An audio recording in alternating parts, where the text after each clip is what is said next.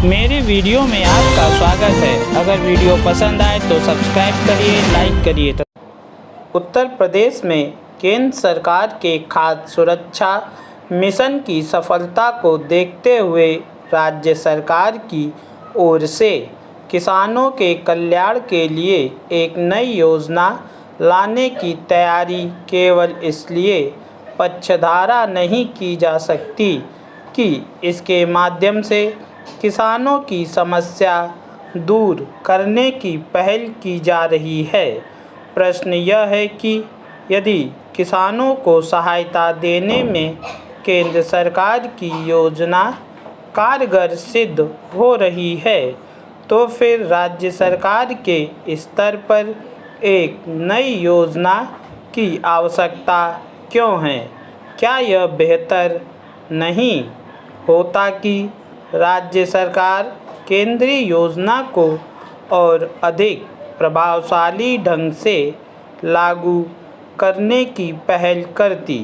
किसानों की मदद के लिए केंद्रीय योजना की तर्ज पर एक नई योजना लाने के राज्य सरकार के निर्णय के संदर्भ में यह सवाल उठना भी स्वाभाविक है कि कहीं ऐसा तो नहीं कि राज्य सरकार इसलिए अपनी ओर से नई योजना लागू कर रही है कि उसे केंद्रीय योजना की सफलता का श्रेय कांग्रेस के खाते में जाने की चिंता है।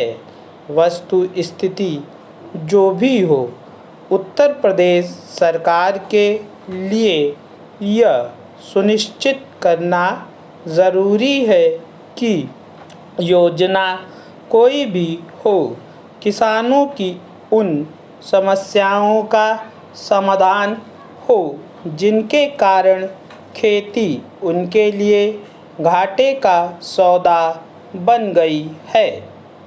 उत्तर प्रदेश में किसानों की समस्या यह नहीं है कि वे अच्छी पैदावार नहीं कर पा रहे हैं, बल्कि यह भी है कि उन्हें उनकी उपज का सही मूल्य नहीं मिल पा रहा है।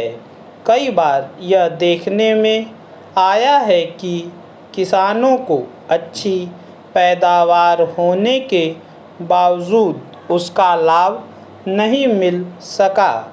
इस संदर्भ में यह स्मरण करना आवश्यक है कि पिछले वर्ष आलू किसानों के लिए अत्यधिक उत्पादन की समस्या बन गया था।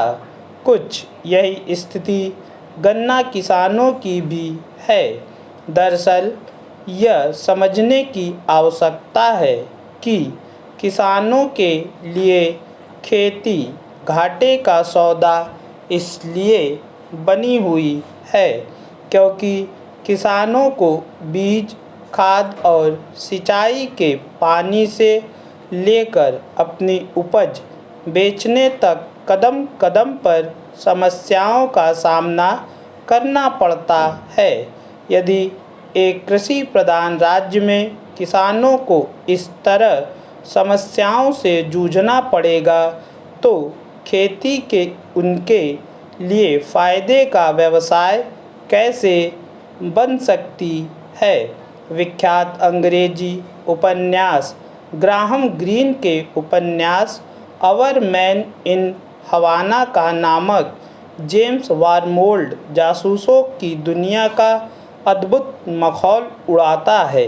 जीविका के लिए वैक्यूम क्लीनर बेचने वाला जेम्स गलतफहमी में ब्रिटिश खुफिया एजेंसी MI6 द्वारा चुन लिया जाता है और क्यूबा की राजधानी हवाना में अपनी नियुक्ति के दौरान मनगढ़ंत फर्जी सूचनाएं अपने मुख्यालय को भेजता रहता है, जिन पर यकीन करके शीत युद्ध के दौरान ब्रिटिश और अमेरिकी सरकार अपनी नीतियां बनाती हैं। यहाँ विदेश विद्रूप की शक्ल में एक प्रहसन घटित होता है। पूर्ण विराम।